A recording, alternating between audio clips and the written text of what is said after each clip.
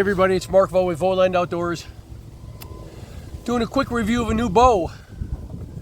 The AF Archery 48-inch, 45-pound single-piece Tartar bow. I'll give you a spoiler alert. I love this bow. I only want to do one thing to it, and I'm taking it out hunting. Now, why would I want to do that hunting? Didn't you have another bow, Mark? Last year, the Junzing. I hunted last year and I hunted this year with the Junzing F169. Love this bow too. Love it.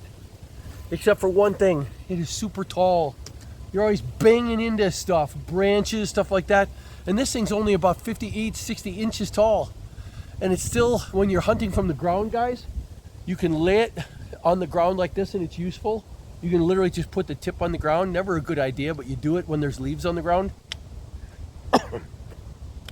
It's okay, but I miss my Tartar Magnum, a 1974 Tartar Magnum.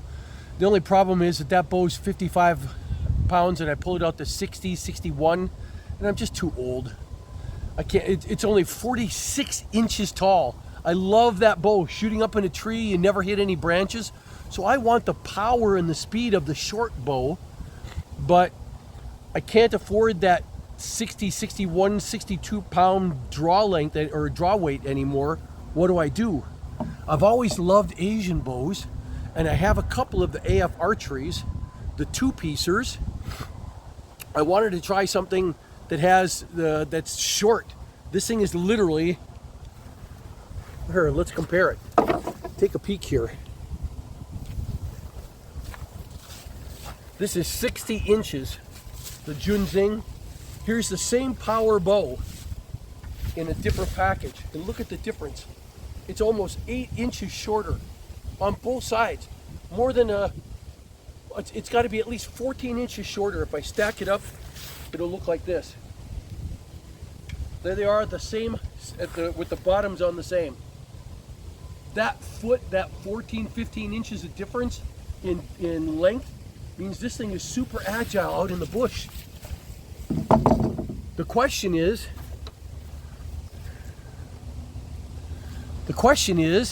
can I use let's see if I'm still running. The question is, can you use a Vogtland shooting method on this kind of a bow? Does it work? The 5-step method. Let's give it a try and you guys be the judge. And then I'll tell you the one modification that I want to make. Let me get set up over here. That's about from where I'm at, 18 meters. The most common shot in all of bow hunting. 18 meters. I did a survey. Nationwide. Doesn't matter what you're shooting. Let's try the Vogtland shooting method. Remember what it is. Step 1, choose your gap. Step 2, draw back and anchor under your chin. Step 3, put the tip of the arrow,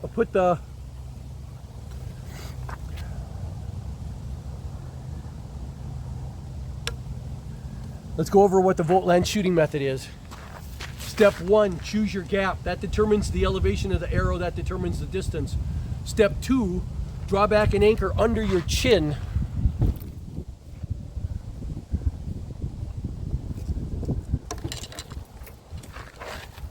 Step 3, look down the left edge of the bowstring with your inside dominant eye. That becomes your rear peep sight. Step 4, put the tip of the arrow right smack on the dead center of the target. Not above, not below, not to the right, not to the left. Dead center, right on it. Step 5, make a smooth motion release. Small motion release. Simple 5-step method applied to an Asian bow. I'm not using a thumb. I'm using 3 fingers. Does it work? Let's see. Step 1, choose your gap. For me, that's going to be 3 fingers on this bow, 45 pounds. Step 2, draw back and anchor under your chin. Step 3, look down the left edge of the bowstring. That's your rear sight. Step 4, put the tip of the arrow dead center on the target. That's your front sight. Step 5, make a small motion release. Even with all the talking, that was a pretty good shot. Let's do a couple more quietly. Step 1, choose your gap, 3 fingers. Step 2, draw back and anchor under your chin. 3, look down the left edge of the bowstring. 4, tip of the arrow on the center of the target. 5, small motion release. Shoot a couple more. The only thing that happens is that on a bow like this, when you're shooting recurve style, you have a tendency of wanting to push the web of your hand like this.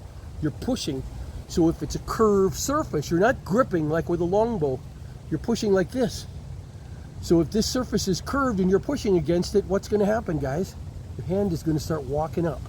That's what I have to stop. I have to adjust this grip ever so slightly so that it's locked in place here, and I've got some way of supporting the web of my hand a little bit more, not this kind of a grip. Let's keep shooting. See if I can get a really good one in. Step 1, choose your gap. 3 fingers between the nocking point of the arrow and the drawing point of my index finger. That determines the elevation. The back end goes up, the front goes down, it shoots at a shorter distance than if I chose a smaller gap or even a really large gap above the arrow. You see the elevation changes. Let's see if I can be consistent here. Step 1, choose your gap. 3 fingers. Step 2, draw back and anchor under your chin. 3, look down the left edge of the bowstring. You're over the top of the arrow. Step 4, put the tip of the arrow on the center of the target. Step 5, small motion release. Hand is moving a little bit. I'm going to try just squeezing it. I don't want to do this, but I'm going to squeeze so it doesn't slip down on me. But I'm sure liking how, what I love about these Asian style bows is the sheer power that is in the limb. Same draw weight, but a lower mass means that strength, that draw weight, can actually cause the arrow to accelerate faster because the limbs are so small, and the fact that they're recurved means they're pulling up, canceling out some of the shock that you experience, the left to right, the horizontal shock, because they're pulling up and down at the same time. But they're releasing that energy into the bowstring so much faster than a heavier set of limbs that you end up with more power, more acceleration that's being imparted into the arrow, even though it's the same draw weight. If you were to look at the actual, the force distance curve, the area that's under the curve is the power that's actually imparted. And you need a third dimension, you need time. It's the power that's imparted to the arrow. You'll see it's significantly larger. More momentum is imparted, more kinetic energy is imparted into an arrow with an Asian style bow, this kind of a laminate. And it is feather weight, feather light, and it's only 44 inches tall, so you can put it in the woods and it's so easy to work with. All we got to do is get the handle fixed, for like a European style grip. Let's do it again. Step 1, choose your gap, 3 fingers. Step 2, draw back and anchor under your chin. 3, look down the left edge of the bowstring. 4, tip of the arrow on the target. 5, looking pretty good. My shots are all just a tad high, but that's because I need to make a slightly wider gap, a slightly taller gap. Let's change this one just a little bit. Like 1/8 of a finger wider should make the tip go down a little bit. That's step 1, choose your gap. Step 2, draw back and anchor under your chin. 3, look down the left edge of the bowstring. That's your rear sight. 4, tip of the arrow on the center of the target. That's your front sight. Woo-hoo! 5, small motion release. Last arrow. If I can put that one right in the center of mass. Step 1, choose your gap. A little more than 3 fingers. Step 2, draw back and anchor under your chin. See how it's wobbling on me? Because I'm pushing and I don't have much support, it's just a web. You see me going, it's going like this at full draw. That's why I want to change the handle slightly so that it's a little more stable. And then we have a magic combination. Now I'll just have to manage. Step 2, step 1, choose your gap. Step 2, draw back and anchor under your chin. 3, look down the left edge of the bowstring. 4, tip of the arrow on the center of the target. 5, small motion release. Check out these AF Archery bows. For the money, I think this was under 200 bucks. What an absolute joy to shoot. They're going to be mad at me for what I'm going to do. I'm going to start wrapping the handle so that it's a little wider on the bottom here. I'm even going to put something that looks like a shelf to keep my hand from slipping up. I don't want to grip it. I don't want to grip it with the bottom 3 fingers like you would Asian style when you're shooting like this. I don't want to do it. It doesn't work. Not for hunting, not for the Vogtland shooting method. You want to be able to squeeze it web style like this. Hope you guys found that useful. Hope you guys like AF Archery. Give them a try. You are never going to be disappointed with the quality, the fit, the finish, and just as importantly, most importantly, the performance. And it's quiet. This has got to be at least my 3rd AF Archery bow, maybe my 4th. They don't give me these. I buy them, and I buy them happily.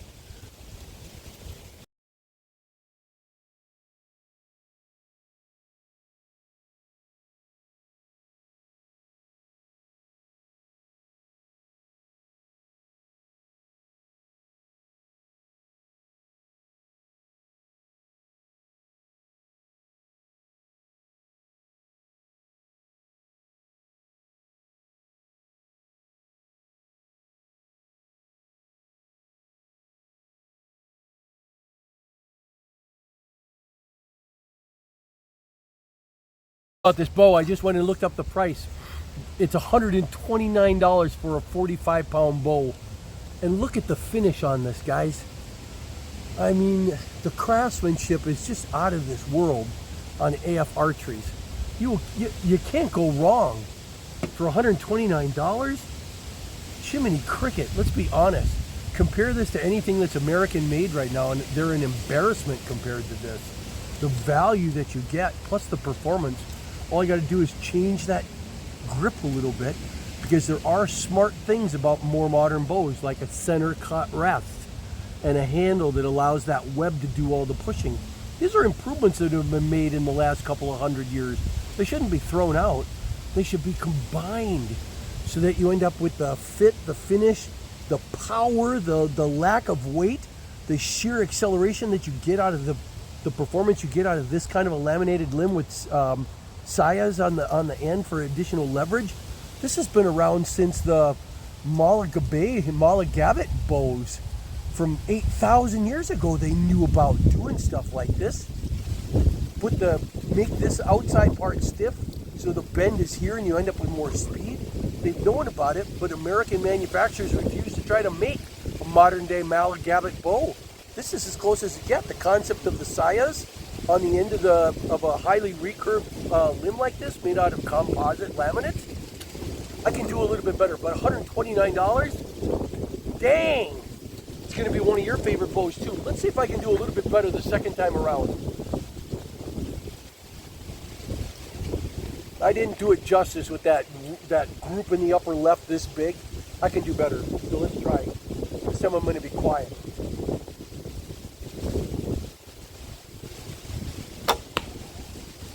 There is a little fishtail wobble to the side until I get the center cut rest and the handle created. That's what I got to accept.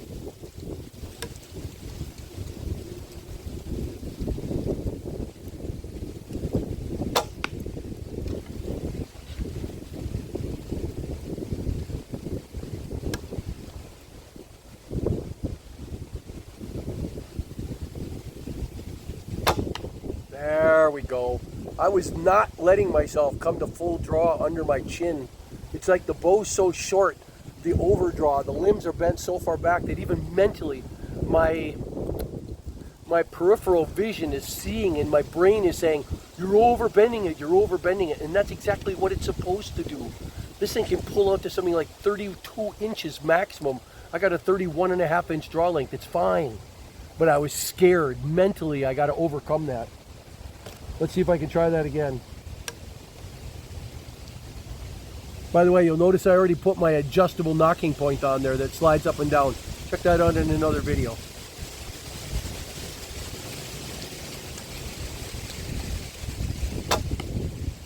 Better, good height. Let's see if I can land 2 more dead center.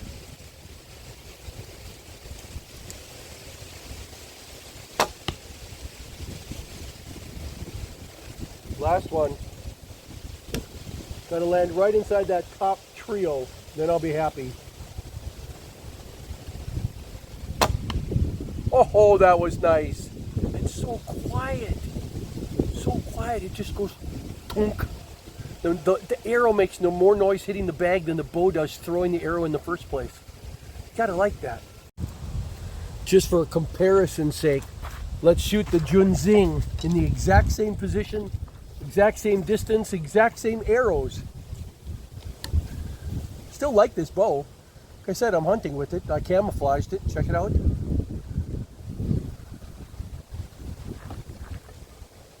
Almost the same gap, 3 fingers exactly.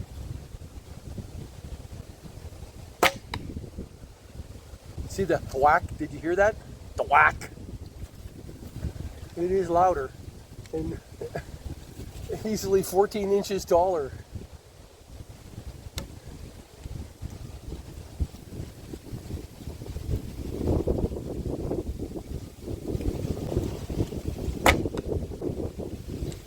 It does shoot where you point it.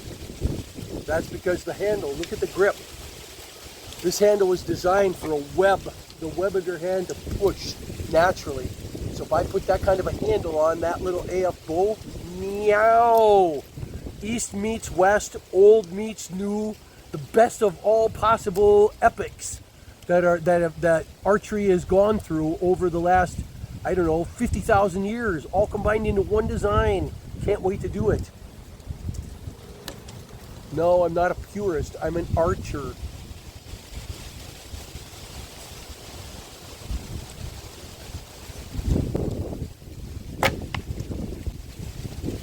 Almost Robin Hooded.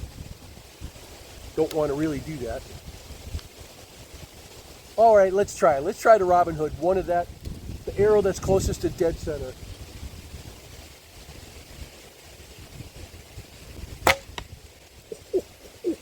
Literally a half an inch. We're going to bring the camera up. We'll go take a look at that. Let's try one more time. I do love this Junzing bow. It's just big and clunky, that's all, guys. And it's got a metal handle, so it's cold in the wintertime. It's cold in the fall when you're out there, you know, in under 40-degree weather. But it goes where you point it.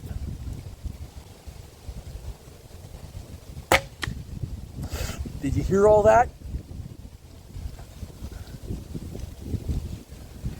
I at least tore through 2 sets of fletchings if I didn't Robin Hood. You're going to keep running. I'm just going to pick you up and we're going to go look.